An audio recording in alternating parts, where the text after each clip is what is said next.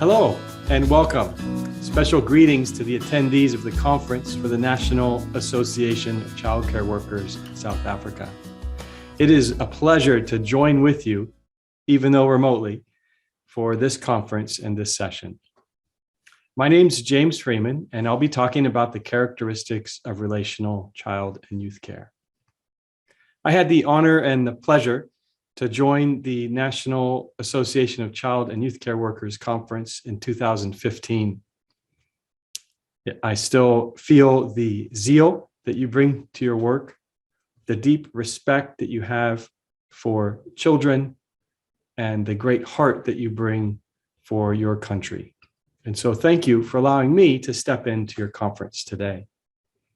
I'm joining you from Southern California, which you can see on the map is a long ways away. But I want to tell you and remind you, as many of your colleagues probably have, that the work that you do in your country is an inspiration for the rest of the world. The stories of what you do in safe parks and in homes and on the street and in the neighborhoods, and your effectiveness at connecting and joining together with young people inspires people around the globe in their work with families and kids as well. We're going to be talking about the characteristics of relational child and youth care. So a few reasons I'm really excited about what these characteristics can bring to you. First of all, they can increase the effectiveness of your work alongside children, youth, and families. They can give you perspective and mindset and strategies to make better connections more quickly and more effectively. Second, the characteristics have the power to reduce the stress that you experience every day. Now, I don't mean to make your work easier, but we didn't get into this work to experience stress about wondering where we at in the process and how to get where we want to go next. And the characteristics have the ability to bring some clarity to that aspect. And third, I truly believe that the characteristics have the ingredients to restore some of the dignity to your role as a child and youth care worker. It's a powerful role to be in. We know that there is no more powerful role than the person who spends the most time at the most opportune moments with a young person in their daily lives. And so that's a little bit of what I hope that you gain out of this short session today. When we talk about relational care, we're talking about that space in between two relationships. You see this image here from the work of Tom Garfat, an influential writer and thought leader in our field. We see the adult, we see the child, and we see in between this relational, interconnected space. And it's in that space that our work occurs. We bring something to the relationship. The child brings something to the relationship. We grow and learn together in that context. So when we say relational child and youth care, this is at the heart of that. We're talking about that interrelatedness, that in-between space where two people cross boundaries and connect to one another. Now, the characteristics themselves came from the work of Tom Garfat and from Leon Fulcher, who over several years observed, assessed, and surveyed the field to find out what is it that defines relational work with children and families. And they identified 25 specific characteristics that they wrote about in the context of foster care and residential care and other settings in our practice. In 2012, you can look for on CYC-Net for the 2012 article where they identified and described those 25 characteristics. In 2018, my colleague Chiaris Garabaghi and myself came alongside Tom and Leon and revisited those characteristics. And you can find that in one of the 2018 editions of CYC-Online. And in that article, we took the 25 characteristics and really wanted to honor their presence and their history and looked at them through a new lens. We wanted to bring three different perspectives to these characteristics, and we looked at them in this way. First, through an anti-oppressive framework. There's too much oppression in our world and on the globe today. It's in the form of racism. It's in the form of systems of poverty and the oppressive systems that work in our political systems and in our nations and in our neighborhoods.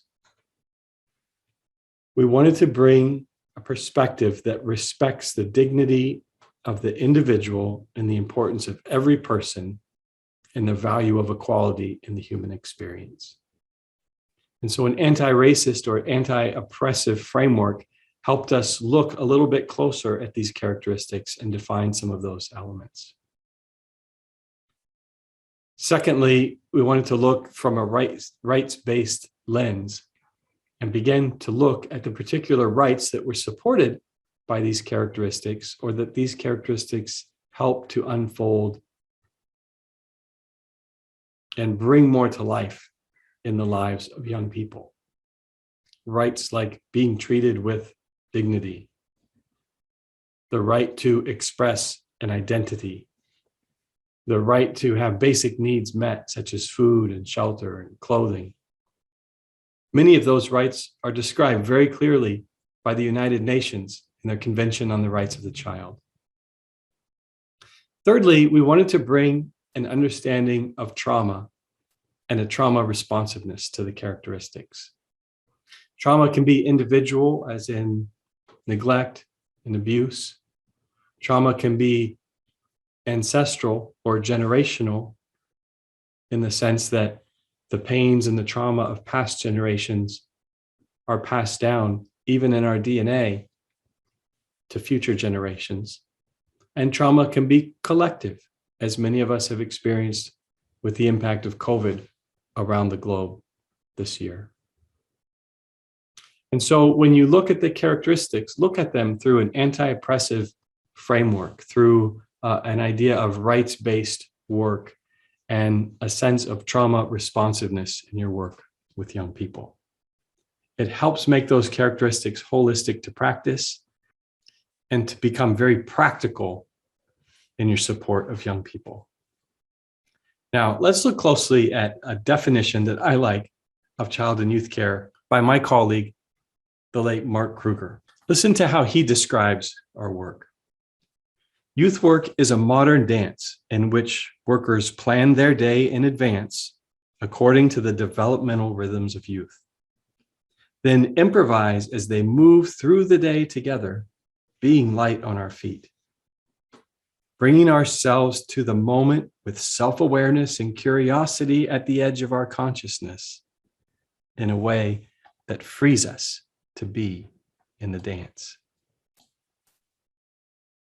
Mark goes on to say it's a process of self-inaction in which us and the youth move in and out of sync with one another in our rhythms for trusting and growing.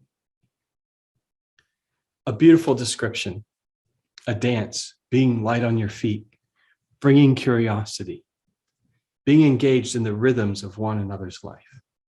That's what these 25 characteristics are all about. So let's begin to look at them. Here on the screen, you see the 25 characteristics of relational child and youth care. Some of these might look familiar to you. Some of them might be new. Whatever the case, just consider which ones is your eye drawn to on the screen. Is it because that's a strength that you bring? Is it because it's a term that's familiar to you?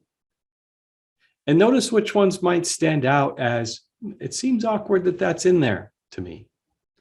Or maybe a term or a phrase that you're not that familiar with and would like to learn more about. Keep those in mind as we take a brief walk through these characteristics. Now, 25 is a lot to think about, a lot to keep in mind.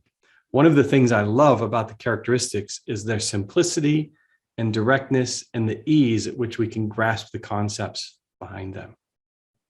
At the same time, there's a flip side to the characteristics in that they are complex. There are no characteristics that are easy and quick to master. In fact, I think and have experienced myself that they take a lifetime, a career, to begin to feel mastery and comfort with. So let's take these 25 characteristics and begin to break them down in a way that is perhaps images the process and the journey that we're on in a helping relationship with a young person. First of all, there's a group of characteristics that relate specifically to building trust, connection, and safety with one another. We see things like meeting others where they are, and rituals of encounter and participating with others as they live their lives. These are very closely related with those initial stages of making contact with another, of not necessarily physical contact, but contact in the relationship where we begin to know each other and make connection. We meet them where they are. We go to them. We use rituals of encounter that lend themselves to make the connection as easy as possible for the young person. And child and youth care is participative. We participate with them as they live their lives, not as an outside observer. So we see some of those that are related to making contact. Another group of them is about joining together, the connection, the engagement, the hanging out and hanging in, which simply describes doing everyday things together in everyday life and hanging in even when things get tough. We're not quick to leave. We're not quick to give up. And of all the characteristics, if we were going to find the secret helping ingredient in someone's life, here it is: rhythmicity. Everything we know from the lessons that indigenous cultures teach us, all the way to what neuroscience is even resonating, is that rhythmicity and rhythm and tempo and routine in our lives has a healing element to it.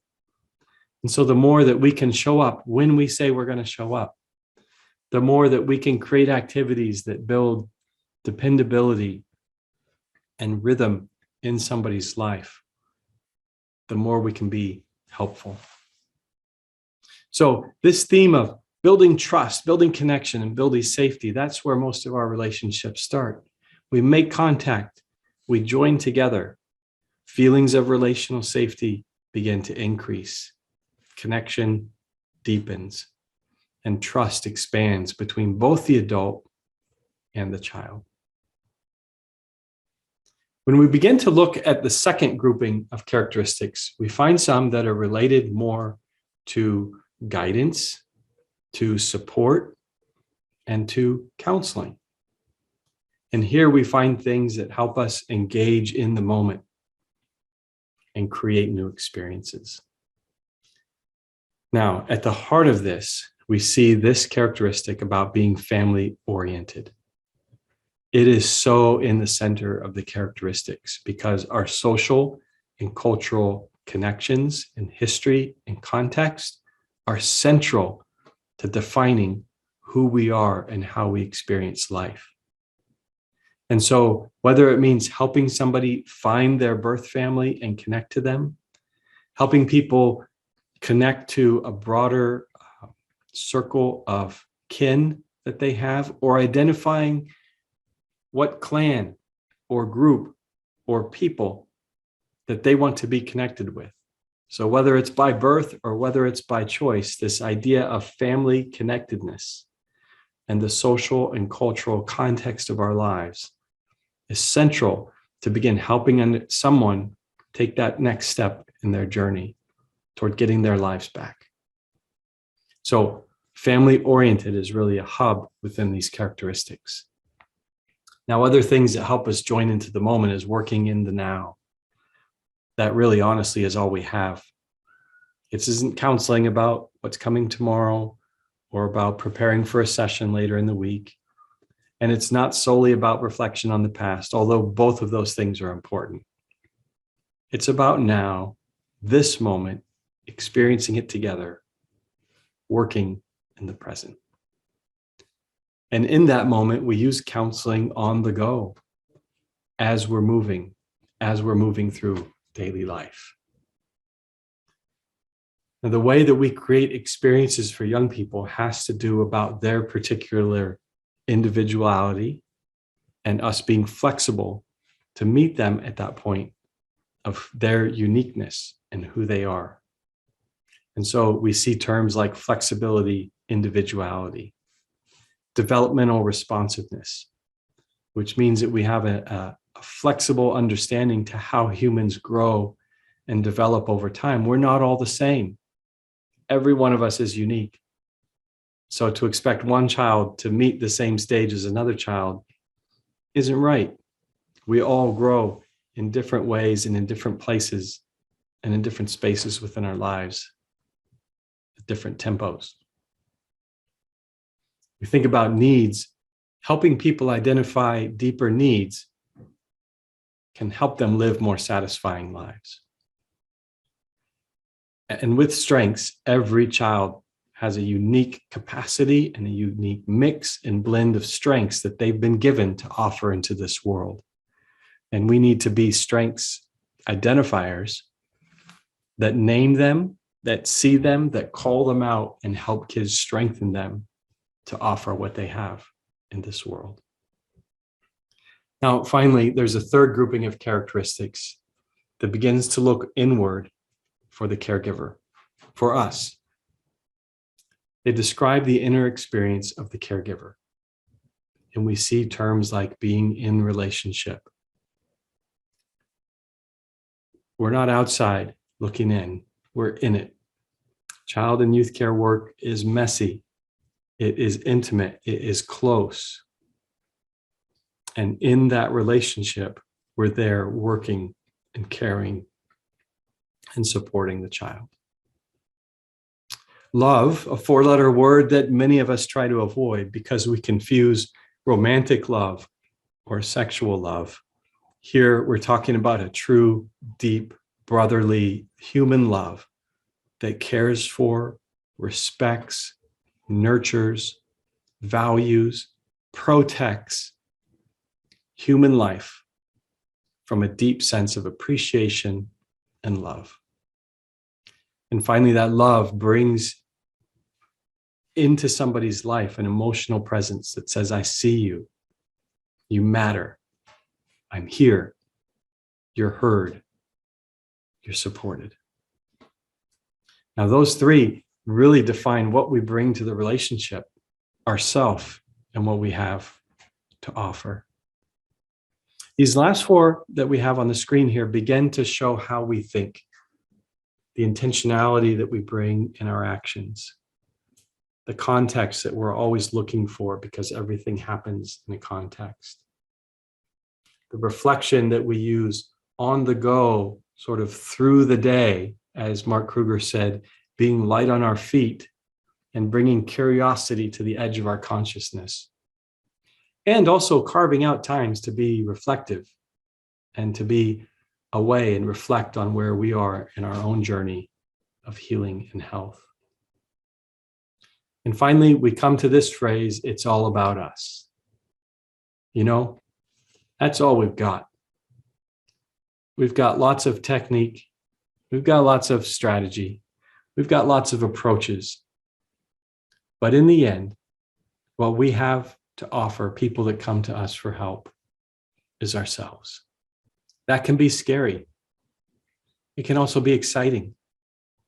When we let go of the training wheels of all of the strategies that we use in our work, and begin to trust in our heart and mindfulness of what we can bring when we share ourselves with somebody else, and what we can receive when they begin to trust and share themselves with us.